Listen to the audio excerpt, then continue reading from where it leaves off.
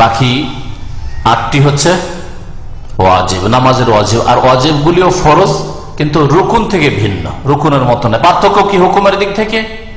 যে ওয়াজিবাত গুলি যদি কোনো একটি ছুটে যায় বা একাধিক ছুটে যায়, তাহলে ছুটে যায় মানে অনিচ্ছাকৃত ছুটে যায়, ভুলে গিয়ে থাকেন, তাহলে সিজদা সহ করলে নামাজটা হয়ে যাবে, ঘাটতি পূরণ হয়ে যাবে। আর যদি ইচ্ছা করে ছাড়েন তাহলে রুকুনের মতো, রুকুনের সাদৃশ্যতা রয়েছে, তাহলে নামাজ হবে না। যেমন তকবীরে তাহরিমা ছাড়া বাকি তকবীর গুলি, যখন রুকুতে গেলেন কি বলেন? আল্লাহ আকবার, হ্যাঁ এটা, হ্যাঁ তারপরে সিজদায় গেলেন আল্লাহ আকবার, সিজদা থেকে উঠলেন আল্লাহ আকবার, তাই না? এইগুলি তো এগুলিকে বলা হয় তাকবীরাতুল ইন্তেকাল, নামাজের একটা অংশ থেকে আর একটা অংশে যাওয়া, মুনতাকিল হওয়া, স্থানান্তরিত হওয়ার যে তাকবীর গুলি রয়েছে এগুলি হচ্ছে ওয়াজিব। রুকু সিজদার তাকবীর, সিজদা থেকে ওঠার তাকবীর ইত্যাদি। যদি ছুটে যায় কোন একটা তাকবীর, সিজদা সহ দেবে। দ্বিতীয় ওয়াজিব হচ্ছে সামি আল্লাহু লিমান হামিদা বলা। এটা কে বলবে? ইমাম বলবে, একাকী নামাজি বলবে, মুক্তাদি বলবে না।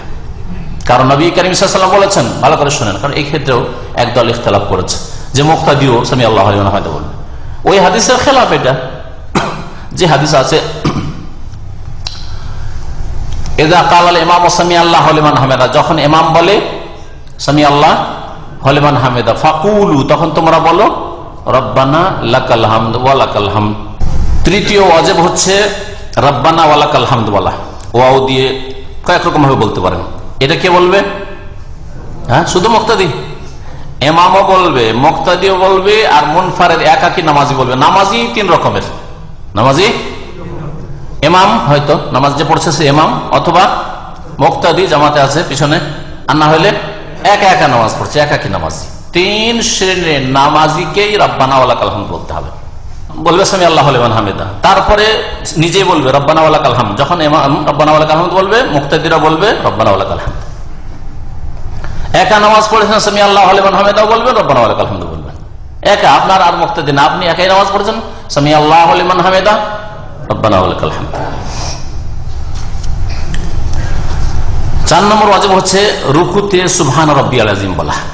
তাহলে রুকুতে তাসবিহ করা হচ্ছে ওয়াজিব, যদি ছুটে যায় তাহলে সহ সিজদা।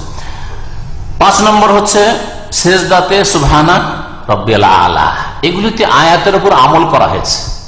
ফাসাব্বিহ বিসমি রাব্বিকাল আযীম যখন সূরা ওয়াকিয়া নাযিল হইল, তখন নবী সাল্লাল্লাহু আলাইহি সাল্লাম বললেন যে ইজআলু ফি রুকুইকুম, এর উপর আমল করো তোমাদের রুকুতে। যখন সূরা আলা নাযিল হলো, সাব্বিহ ইসমা রাব্বিকাল আলা, তখন নবী সাল্লাল্লাহু আলাইহি ওয়াসাল্লাম বলেন ইজআলুহা ফি সুজুদিকুম, এটার উপর আমল করো, এর বাস্তবায়ন করো তোমাদের সিজদায়। 6 নম্বর রুকন হচ্ছে 2 সিজদার মাঝখানে বৈঠকে কি বলা? 2টা তরিকা আছে। একটা হচ্ছে রব্বিগফিরলি রব্বিগফিরলি রব্বিগফিরলি, বা আল্লাহুম্মা গফিরলি ওয়ারহামনি ওয়াহদিনি ওয়াআফিনি ওয়ারযুকনি। কোন কোন রিওয়ায়াতে আরেকটা বাড়তি আছে অজবরনি।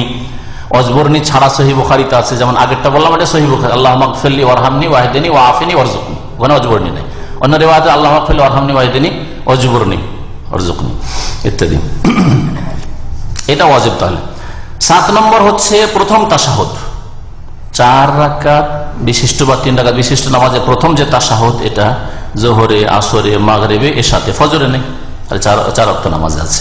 প্রথম তাশাহুদ এটা কি ওয়াজিব। যে প্রথম তাশাহুদ ছুটে যায়, সুবহানাল্লাহ সুবহানাল্লাহ বাধ্য করবেন না ইমামকে। ইমাম যদি দাঁড়িয়ে গিয়ে থাকে আর ফিরবে না, সহ সিজদা করে নেবে। 8 নম্বর ওয়াজিব হচ্ছে তাশাহুদের জন্য বসা। কোন তাশাহুদের জন্য? প্রথম তাশাহুদের জন্য বসা। প্রথম তাশাহুদের জন্য বসা। এই ছিল নামাজের ওয়াজিব। কয়টি? 8টি। নামাজের রুকুন কয়টি?